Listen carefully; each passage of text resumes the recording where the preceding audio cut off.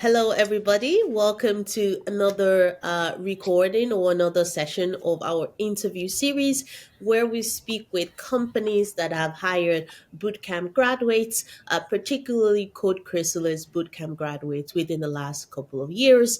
My name is Bukky Adejobi. I am your co host and career coach at Code Chrysalis. And here with me is my co host, Paul. Hi, I'm Paul Roberts. I'm a Tokyo based IT recruiter. Yeah, is my co-host, and today our guest with us is James McCarty, who is the co-founder and CEO of Zehitomo. It's interesting because we're just discussing that Zehitomo has hired 5 bootcamp graduates within the last couple of years, so it'd be Yeah, interesting to hear about their experience. But let's start off with James. If you could please tell us a little bit about yourself and Zehitomo. sure. No, thank you so much. Very happy to be here. Yeah, my name's James McCarty. I'm a co-founder and COO of Zehitomo here in Japan. Zehitomo is an online platform where you can meet local professionals efficiently and reliably. So basically, that's like anything from home renovations to learning flower arrangement, personal training, tutoring, and we match with your local professionals there. In terms of my background, I grew up kind of between the U.S. and Japan. My career started in finance here. I was trading Japanese government bonds, and then I met my co-founder Jordan, and about 8, 9 years ago now, we decided to start Zeshitomo here, and yeah, and here we are. Hmm, interesting. As you were explaining or talking about Zehitomo, I remember that I actually used Zehitomo a couple of years ago to find a dog sitter for Oh me in yeah, okay, Japan, which is interesting. I still get emails from Zehitomo once in a while. So it's excellent. it's Thank you a very much. small Yeah. world. Um, so you met your co-founder here in Japan, decided to start Zehitomo here in Japan. Why here in Japan? So there are a couple different answers to that, but I would say we both came from like a financial markets background, and the simple, straightforward answer is actually the Japanese market was particularly maybe not connected or inefficient in a way that there weren't platforms to connect you to your local services professionals. And when you have that at the same time as Japanese service quality, my personal opinion being, the highest or what, one of the highest in the world is very, kind of, you run the risk of going to generalizations very quickly, but people very dedicated to their craft, whatever it may be, and small, medium businesses across Japan, noting that the market wasn't really there online as it was compared to the US or Europe, thought it would be a good opportunity, especially with the big market opportunity, but also doing something positive from a social standpoint as well. And also, we thought it would be much easier than it turned out to be, but it's definitely been a nice journey. So yeah, Okay, I have many questions about that. As a fellow co-founder, obviously your business is more successful, but as a platform, you had to start with a development team. So how has your development team evolved over time, and what's the current situation right now? And you're also free to share about your long-term goals for the development team and business. sure. No, thank you. Yeah. So for engineering, for development, we started out. Oh man, yeah, there's so many phases to this, right? And I'm remembering all the way back. We started out hiring an engineer, actually, yeah, 2 engineers, from an online, like part-time work platform, and we just did what we could. We found somebody who is based here in Japan, and we started out basically just meeting on weekends. Everybody's working kind of in their free time, seeing what we could put together. Very quickly found out that if you're not really focused on something, the progress is always going to be frustratingly slow.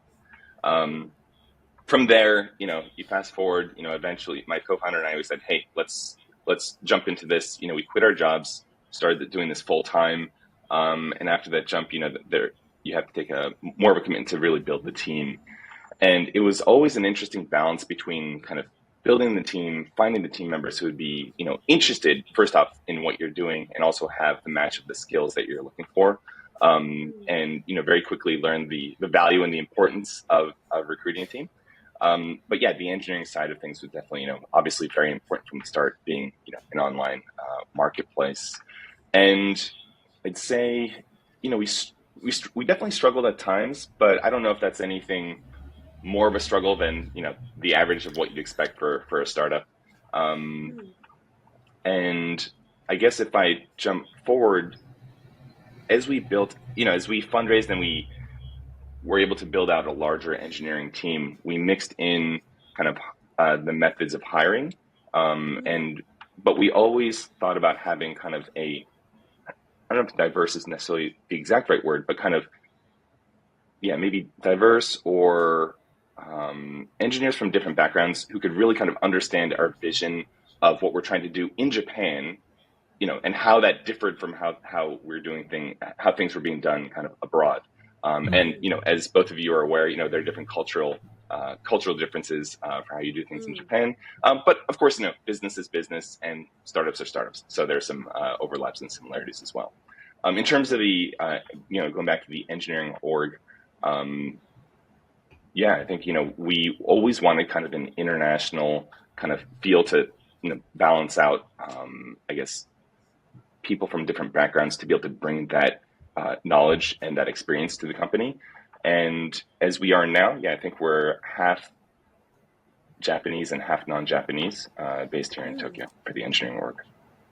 Okay, so your engineering team is about 50%, 50% Japanese, 50% non-Japanese. So how many people do you currently have on your engineering team? It's about 12 on our engineering team currently. Okay, and 12 of them right now. And in the past, you've hired about 5 bootcamp graduates from Code Chrysalis, but have you hired other mid-career transitioners in the operation of from various backgrounds.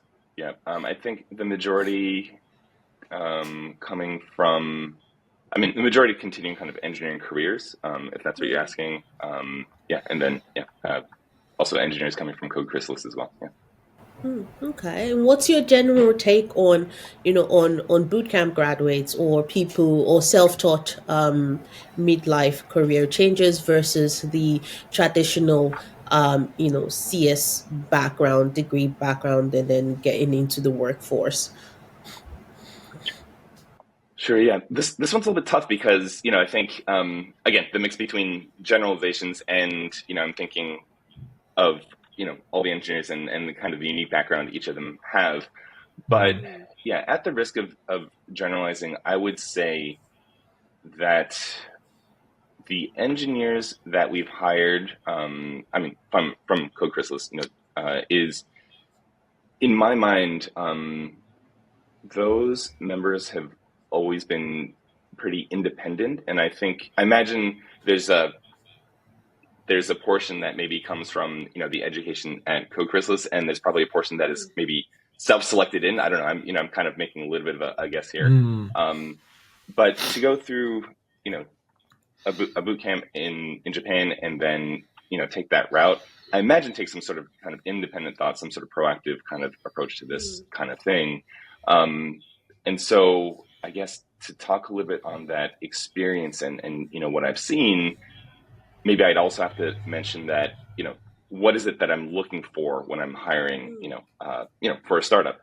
And maybe the biggest difference for me compared to, I don't know, maybe what somebody would be hiring at a larger company, a larger corporate or something like that, is I just care so much about the mentality and the attitude and the energy of someone, because as you know, at a startup, you don't necessarily have the ability to predict everything that you're going to do. Sometimes your direction changes. Sometimes that's dictated by the market, by your users. Sometimes it's some more kind of medium, long-term strategic change that you can kind of just see. You can kind of foresee something, coming down the road that you have to adjust to.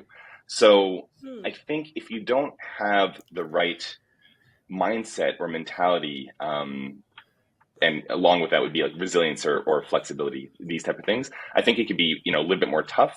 Whereas, and again, generalization, maybe at a larger corporate, things are a little bit more stable and predictable. And so if I think back to my experience with engineers that we've hired, we've always kind of selected for that kind of personality, as much as you can see that, in an interview with an engineer, if that makes sense. No, it totally makes sense. Sorry, go ahead, Paul. Yeah, I wanted to ask maybe a little bit about your recruiting process. So to get to that point in the interview where you're seeing the sort of the passion, the motivation, if we kind of step back then to someone applying for a role, how have you, have bootcamp grads generally gone through a very typical interview process of submitting a resume through, your careers page or an agency? And if so, how are you kind of looking at that, trying to identify the right people and then bringing them into the process from there? So yeah, this is tough, right, Paul? On the when interviewing, I feel like there are, just to get to the core of the difficulty, there are people who interview well and there are people who don't interview well. And as much as possible, I want to remove that kind of risk. I really want to take some time to get to know someone. Of course, we have internally, we'll look at the background of someone, and we will, if we're hiring for a particular senior role, then we'll filter for certain skills or certain background. But sometimes we're hiring senior, mid, or junior. And with that, you really just have to spend time speaking to someone. And I think there's a lot of, responsibility on the interviewer as well to make the candidate comfortable and relaxed so that you can get to know them. Definitely, preparing, a couple questions to kind of help understand their self-awareness and, how they, I guess, really how they see themselves. I think that kind of generally tends to unlock a little bit of the kind of more open conversations about that. Of course, you have like the standard questions of, background and, I think everybody asks always the same. This is the same thing, in the US and Japan, but, your biggest strengths and your biggest weaknesses. It's I used to do recruiting at a bank, and I think, everybody at this point has perfected these answers. So I think you got to go beyond those questions to get kind of to the more interesting conversations. Yeah. And are there signals on their resumes or portfolios or the approach to applying to you that you can kind of look at to hopefully spot the right people to get into the interview process? That's really tough. I'm sure some people have really good processes for that, but I found that the background doesn't matter so much. And let me explain why that is. I've on kind of both ends of the spectrum, I've interviewed people with, what looks like fantastic experience, but since we care a lot about kind of the company culture, the team culture, and will the existing teammates be happy to have this person join, and will there be like a very kind of strong positive energy on the team towards accomplishing goals? Sometimes somebody with a lot of experience isn't necessarily the right fit from the cultural perspective. And then on the flip side of that, somebody doesn't necessarily have to have all the experience in the world for that energy to kind of shine through in the interview. So, I may be at risk of emphasizing too much kind of the personality and the attitude of team members, but I found that leads to not so much regret later versus the opposite. I don't know if that makes sense. Yeah, totally. It sounds like when you're looking at resumes, you're probably looking for reasons to speak to people to get to know them, rather than a very hard filter of kind of filtering people out of the kind of initial process. That a lot of the value is probably that first conversation and that first chat to see if there's a good potential personality fit to then move further into the process. Yeah, absolutely. And I think, one thing that I've come to learn, and I think all kind of startup founders learn this, is that you just have to do a ton of interviews because of that specific thing where you can't really tell So the volume of interviews is important. You just got to meet a ton of people, and then I think you become better at interviewing and finding this. But one thing I often talk about with candidates is even if we want to hire somebody, it's the career decision is really kind of a big one for the candidate themselves, right? Obviously, as a career decision, and so it's almost more about, is this company a good fit for them rather than is it a good fit for us? And if it's a good fit for them, then usually it ends up being usually that indicates it's a good fit for us as well, as long as the skill level or the experience that we're hiring for is appropriate there with that candidate. To be honest, yeah. Yeah, yeah. I had a question about the just to go back a little bit, the mentality, attitude, and energy, to see if there was a difference between more quote unquote junior candidates versus, well, not junior, but quote unquote fresh graduates versus mid-career professionals. Because I also remember the last CC graduate that was hired, for example, was a university graduate who took the boot camp, and then went into the workforce. So I was just curious, when it comes to the mentality, the attitude, the energy, is there any have you observed any distinction between them? Um, and if so, what are they? That's that's a tough question. I mean, you can definitely tell. I think we've all had the same thing. Like, if you think back to the very beginning of your career, all the things that you learned, after a couple of years in, that kind of wisdom of just what it means to work versus like what it means to be a student. This kind of knowledge you can't really teach; you just have to experience it. So there's that element for somebody who is maybe like a mid-career change background rather than fresh out of school. But I always remember back to something that was told to me when I first joined the investment bank that I joined here in Japan, and I was working with a bunch of senior traders at the time, and I was thinking, I'm not, I don't have the ability to trade and make profit for the company. I didn't have those hard skills, and one of the senior members was like, yeah, no one expects you to be perfect right out the gate, but one thing you can contribute is actually that good energy, like the supportive element, make just bring that positive attitude, because that's the one thing you can control. And over time, you can build your skill.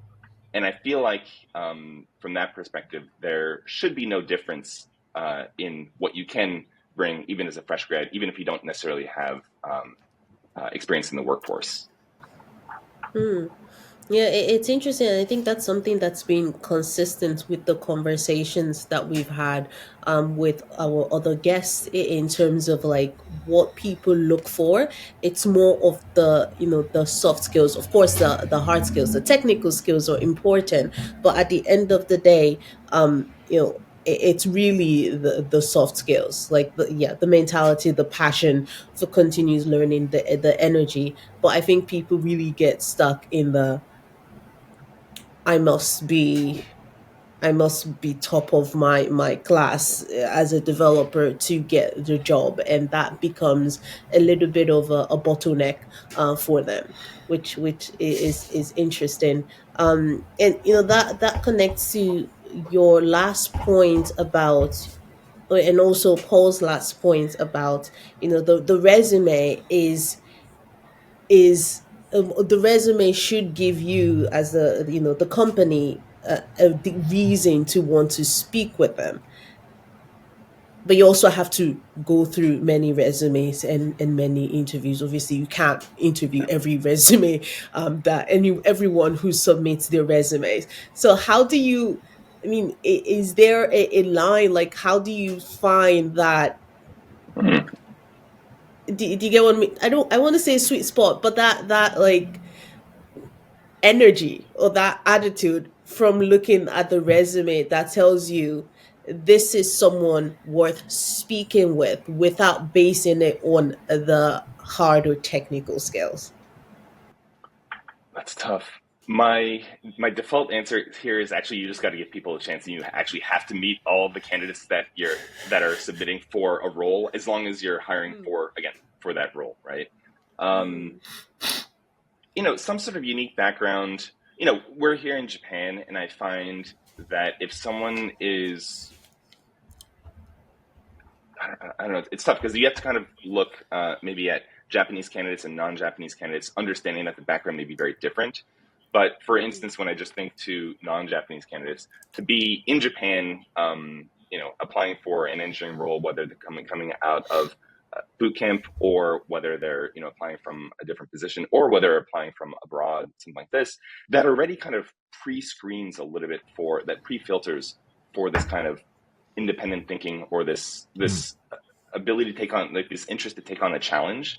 And that's always going to be in high demand at a startup. So even though I say, I want to meet all the candidates who apply for a job who meet the technical requirements, and so for a junior role, that would be, relatively lower than for the senior roles. So I might end up meeting a lot of candidates. Maybe there's also an additional benefit, just thinking through this, of just being in Japan, that everybody who ends up coming through is actually pre-filtered before you even look at the resume. Interesting. Okay, thank you. Yeah, I wanted to ask a little bit about, you've hired people senior, mid-level, junior. There is a tendency in the market, companies very focused on sort of mid to senior candidates. They're not that open to hiring more junior people. Why? What is it about Zehitomo that has made you more flexible to look at more junior people? And what perhaps advice would you give to other companies who are still fixated on the 5+ years experience? Because many of those roles sit open months and months and months, whereas you could hire junior people reasonably quickly if you give people a chance.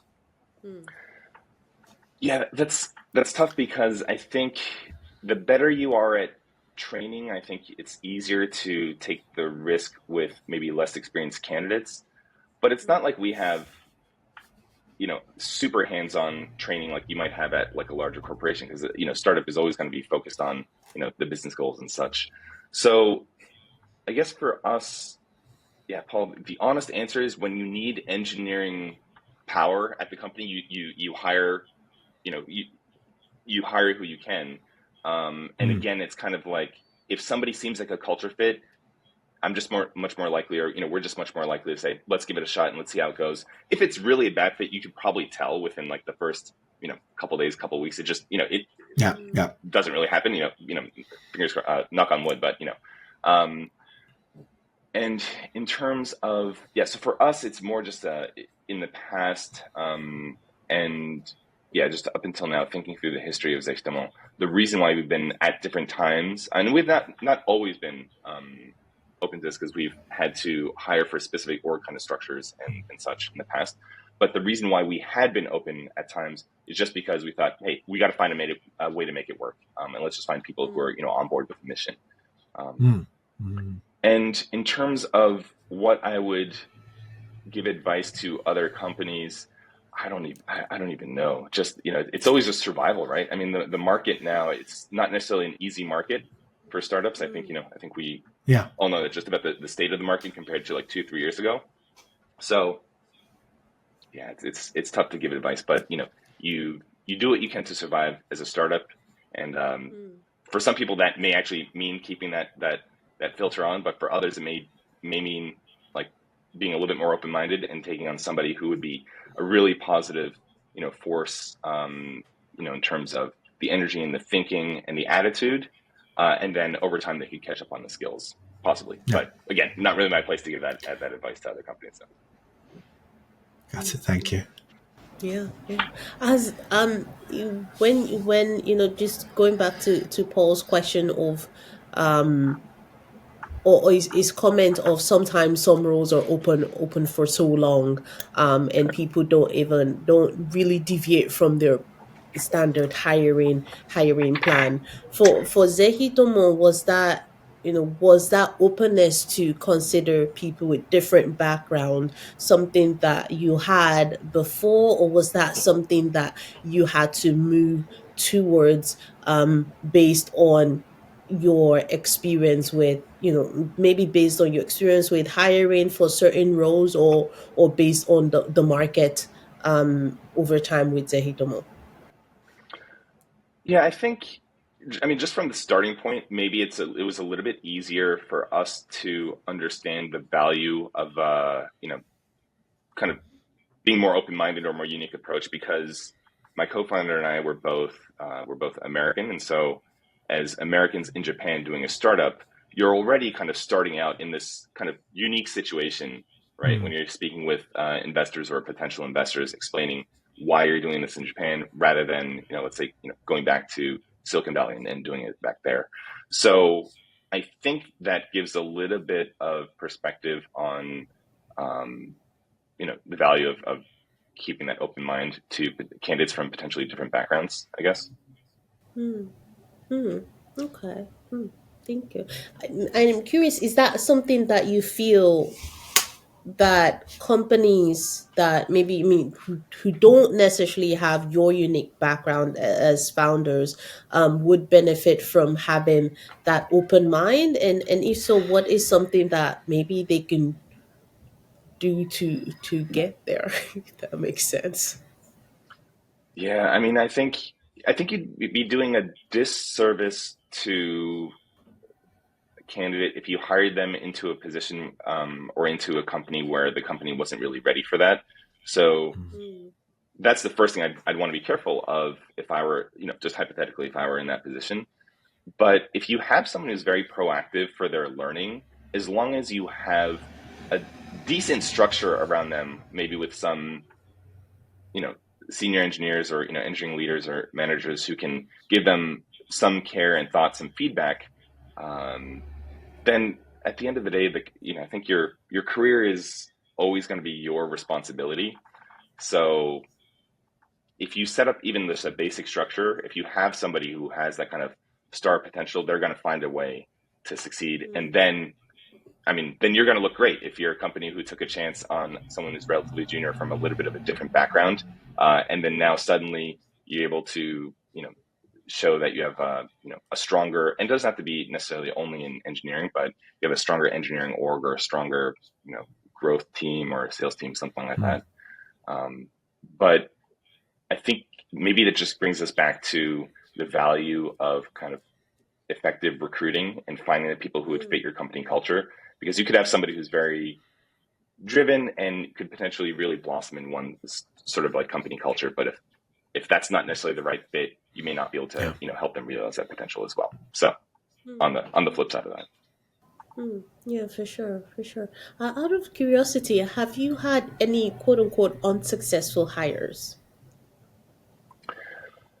We've It doesn't definitely have to be had bootcamp graduates, it's just in general. yeah, it's it's a question of framing as well, because we've hired in the past, and we've had hires that didn't work out, as we had hoped. Again, how much of that is just kind of part of the startup journey, and that's not necessarily on the candidate. I think maybe more on like the founder, the co-founders, to make sure that you're communicating well on what the expectations are and what you're trying to do. But sometimes things, uh, situations change for people, and Mm. it doesn't necessarily mean that it was a wrong decision at the time. But if the company changes direction or their personal circumstances change, there may be some sort of hire that you had a lot of high hopes for, and it didn't quite work out the way you wanted to for something out of your control. But for everything that's in your control in terms of communicating expectations and doing those, check-ins after somebody joins, doing that check-in to see, how their first day went, how their first week went, how their first month went, and how they're progressing versus expectations. Or in situations when the expectations are not even clear, just making sure there's that open dialogue. Um, yeah, I'm a strong believer in trying to work on the things that are in your control and not worry too much about the stuff that's out of your control. Hmm.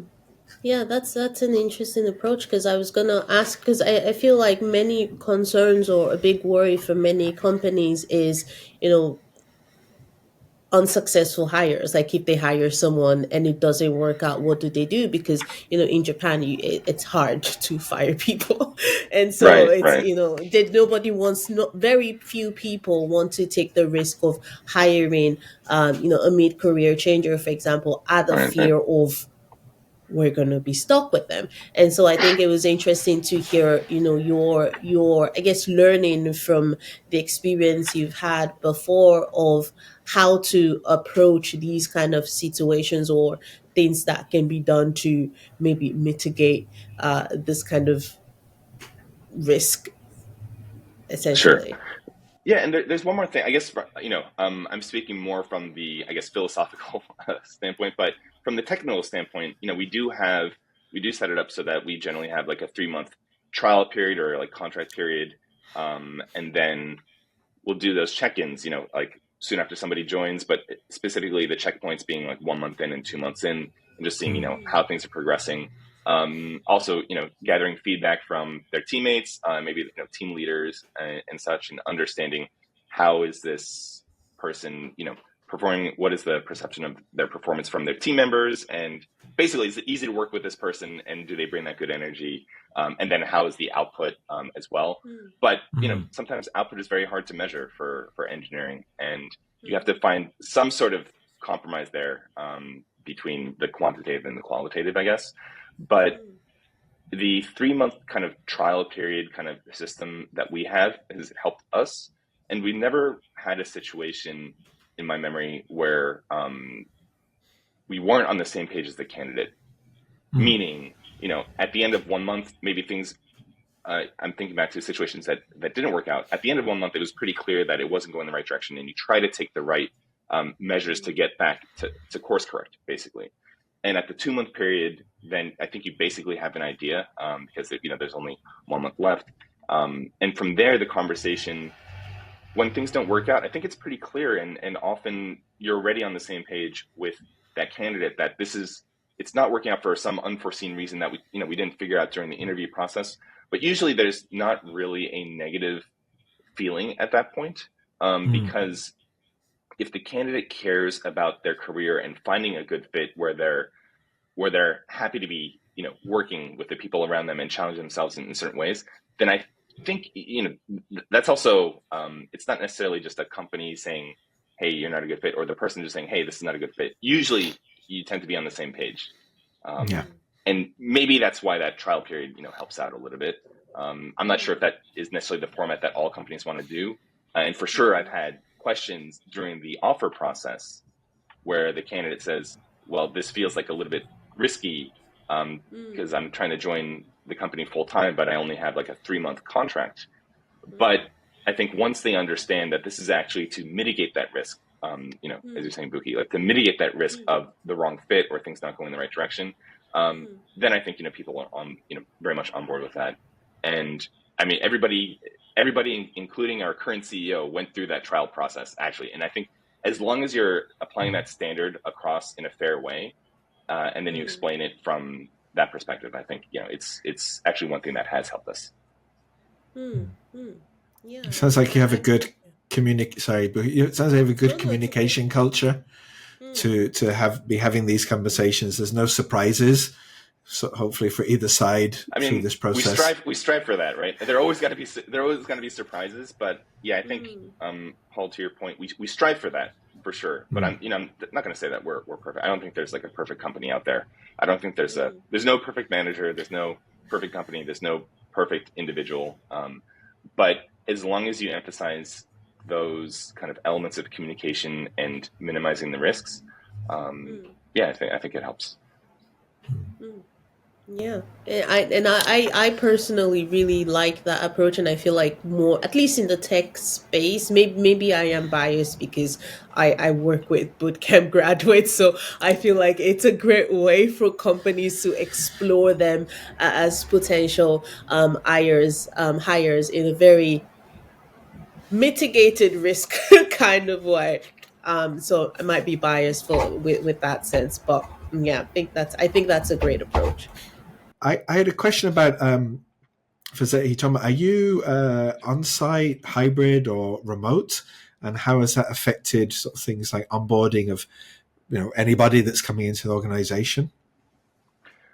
So we're kind of a hybrid, and we ask team members to come in once a week, but we delegate that responsibility to the teams to kind of decide themselves, what day of the week they come, and if they could even like front weight or back weight it, during the month, and yeah, so we have a pretty flexible approach to this. We have some days, we have some weeks and some days where, we have a lot of members in, sometimes members in like, 4 or 5 days in a row, just because they want to really be able to focus and actually more like communicate with other team members. Sorry, I'm also thinking about non-engineers in this answer.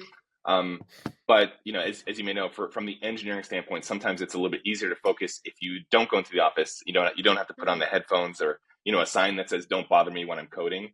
So, yeah, we do give a lot of flexibility, and of course we're thinking through what is the best approach for an org of our size, our stage, the growth that we want to achieve, the milestones that we have set up, and we're communicating to team members, because you don't want an inconsistency between what you say you want to achieve and what you want to do, and then the actual practices and policies. Execution.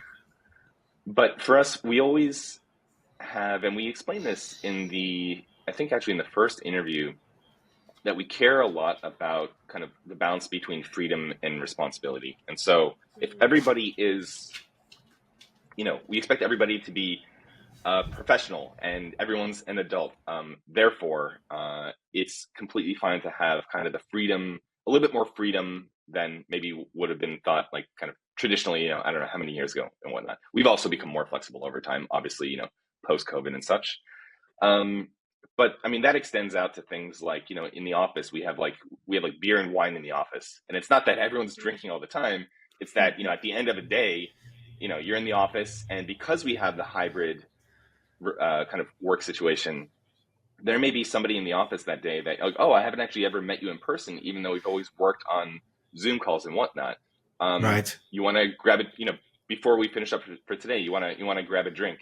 And you can just have it really quick there, in like the social kind of lounge type of area that we have set up.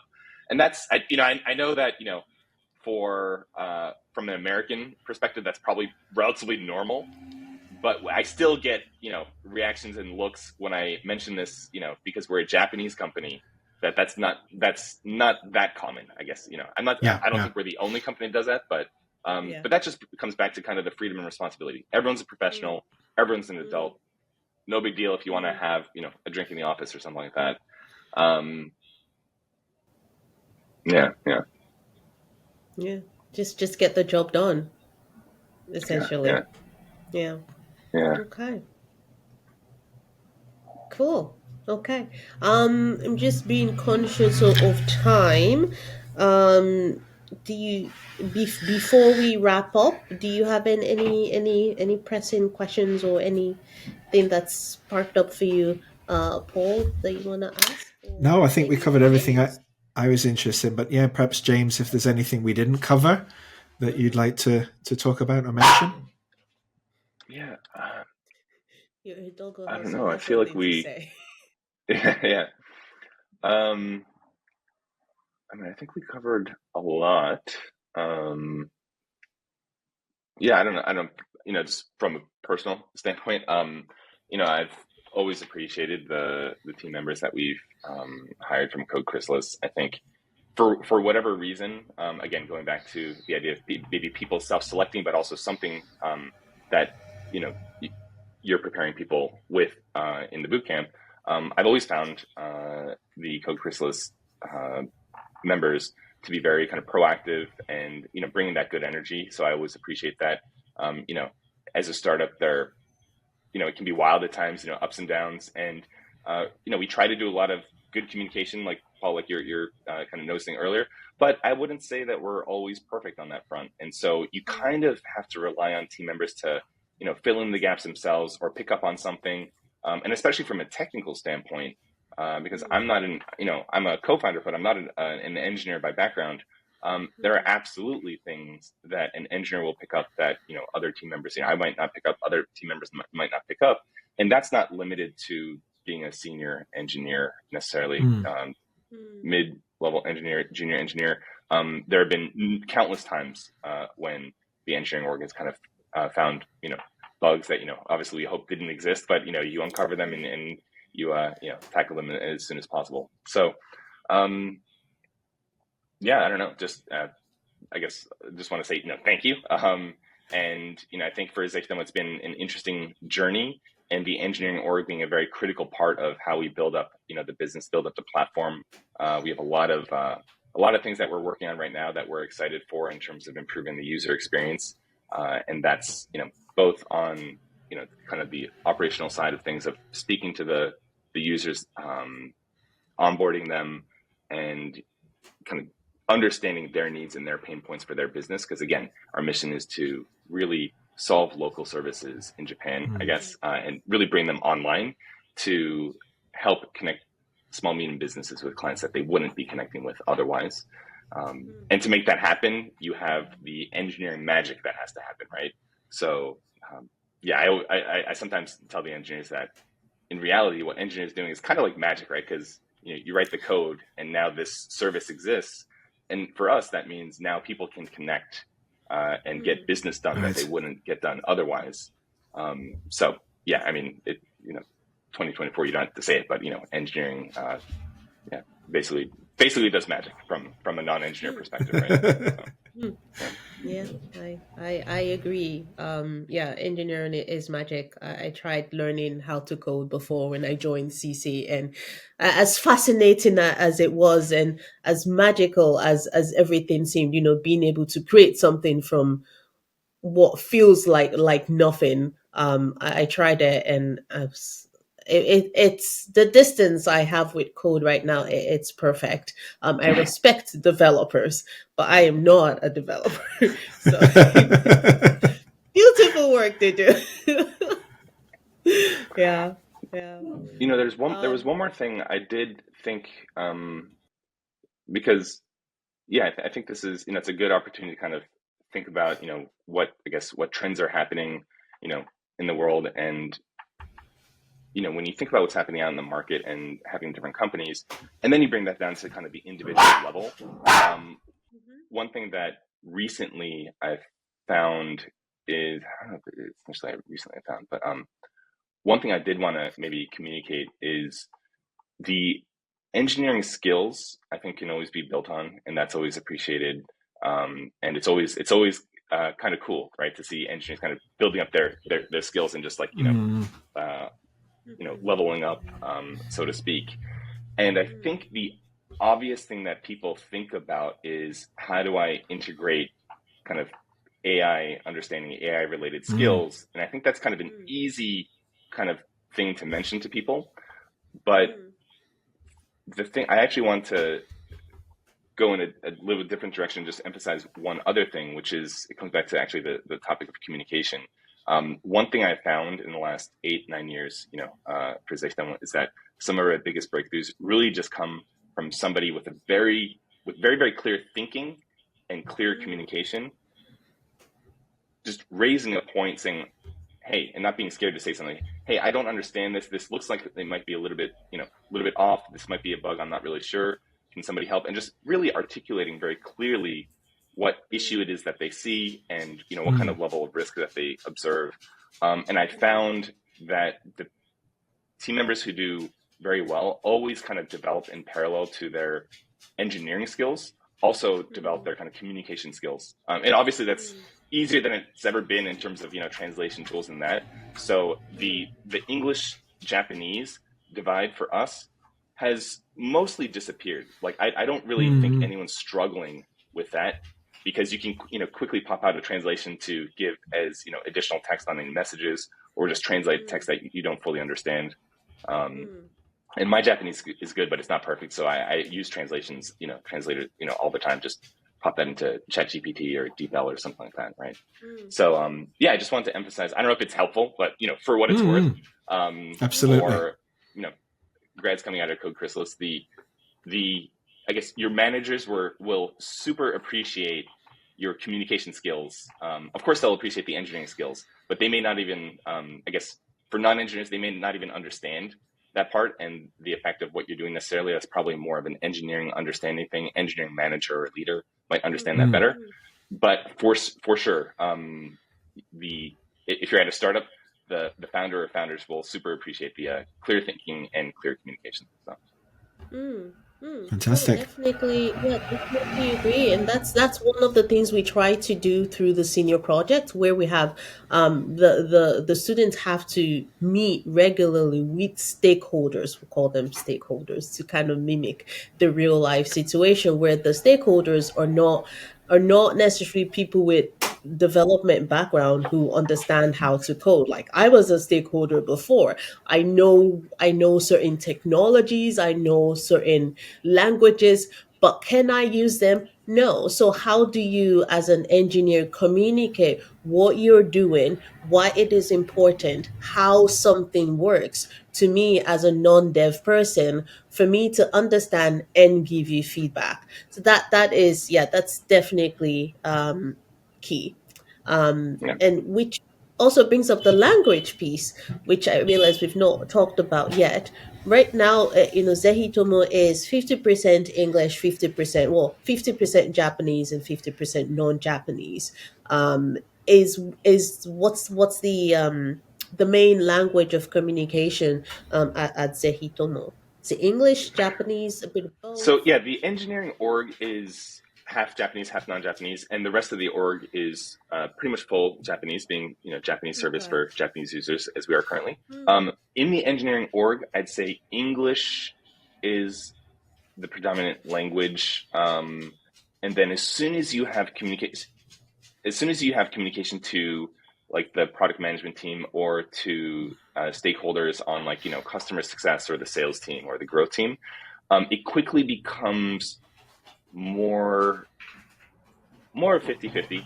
And I've seen team members who actually just jump straight to Japanese, even if it's not their native language, because they know that they can just maybe make that jump and communicate more effectively like that. But again, it's mixed because you can just send those English messages and they can be translated on from the other side as well. So I see. within the engineering org, I'd say, what do I want to say, maybe at work on Slack, if I were to just guess percentage wise, I'd say maybe like 70% English, something like that. Okay. Mm. Um, and then, but it actually flips a little bit when we're out maybe socially, having drinks or dinner or something like that. It's actually like on one of the engineering teams, it turns to mostly Japanese. I noticed, which is kind of funny. But yeah, I think for whatever reason, partially English, coding and language, English being main. I feel like that might be part of it, but yeah, maybe 70%, maybe even 80% English communication. But as soon as we reach out of the engineering org to stakeholders, it goes closer to 50-50, I guess. Mm. Okay, cool. Thank you for sharing that. As we round up, do you have any last words? I feel weird saying last words because it feels so like the end of the world. But any any food for thoughts for potential candidates looking to maybe consider Zehitomo in the future? Not sure if you're hiring right now, but maybe in the future. Yeah, potential graduates. Any food for thought for them or any words of advice? That's the word I'm looking for. Word of advice, not final words. Well, yeah, I think everyone's situation is different, and so I hesitate to give too much advice, so to speak. But I think what I've found, what I've observed, in my journey, at least, as a founder and growing Zehitomo together with the team members, is that, yeah, if when you choose where you work for your career, and it doesn't necessarily have to be Zehitomo, it's just, wherever people choose to work, it's obviously a big decision. I have never seen someone make a mistake by making that decision based on the people. I have seen people make mistakes based on the, I don't know, branding, reputation of a company, the what they understand kind of more on the technical side of things of a company, and that is both in startup land and also investment bank land as well.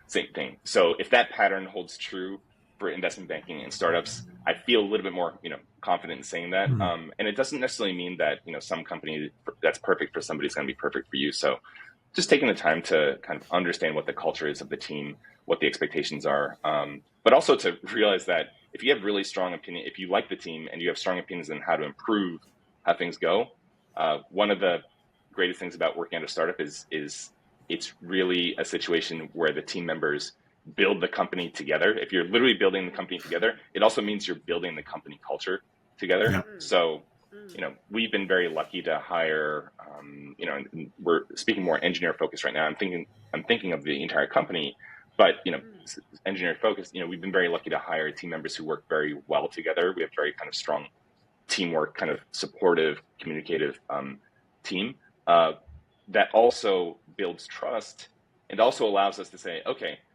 we're good in these ways, but we're not perfect. What do we need to work on? And we're able to have those conversations effectively as well, because you have a base of kind of trust and kind of supporting each other, if that makes sense.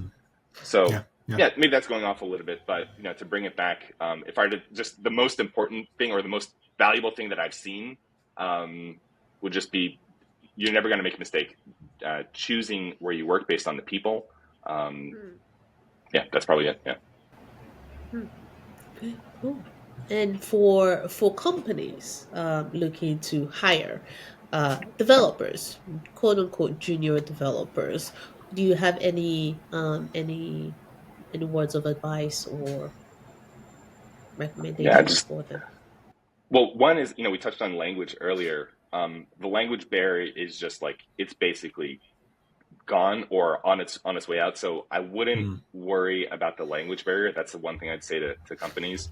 If that's been a thing in the past, I know it has been for some companies. And then the other one is, I don't know, just, it sounds weird, but just the more junior someone is, the more I can bank on their energy and their mental toughness and their attitude over the skills. And that's kind of how it should be anyway, I suppose. Yeah. But it's worked out pretty well for us. Happy to say, we've gotten lucky as well, but we've been, I guess, pleasantly surprised. So I guess maybe it's just the flip side of what I said earlier, right? If the individual doesn't go wrong by choosing, where they work based on the people, then the company can also take a little bit more risk if they see that this person is a really good kind of culture fit, or it's just the type of person that you want to work with. I think those things tend to work out better than people expect sometimes in the long run. So. Perfect. Cool. Thank you. Okay.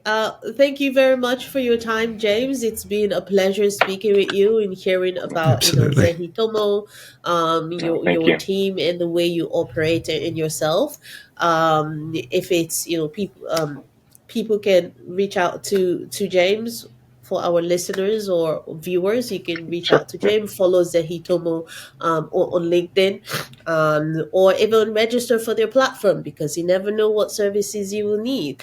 And with that, thank you very much for your attention. Please feel free to engage with the post on LinkedIn or on YouTube, actually preferably LinkedIn, and we can keep this conversation going, because the technology is going to keep growing. There will always be need for software developers, and it would be always interesting to discuss hiring in the tech space.